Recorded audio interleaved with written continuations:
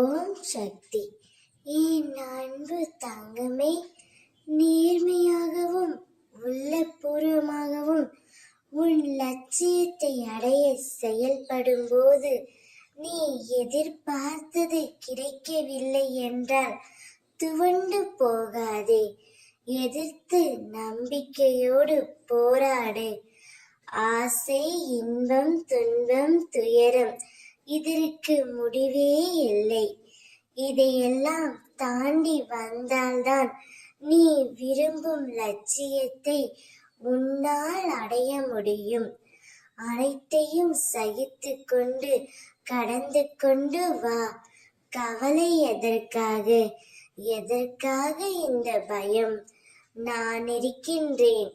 கஷ்டம் என்பது எல்லோருக்கும் வருவதுதான். அதன் பிடியில் இருந்து யாரும் தப்புவது இல்லை. இதை நீ தெரிந்தும் உணராமல் இருக்கின்றாய். மற்றவர்களுக்கு கஷ்டம் என்றால் முன்னால் ஓடிப்போய் ஆறுதல் சொல்வாய். இப்போது உனக்கு கஷ்டம் வந்ததும் ஆற்றாமல் ஏதோ நினைத்து கொண்டு வாழ்வில் பிடிப்பில்லாமல் இருக்கின்றாயே. கவலை கொள்ளாதே. கவலையை விட்டொழி. பொறுமையை கடைப்பிடி. அமைதியாக இரு.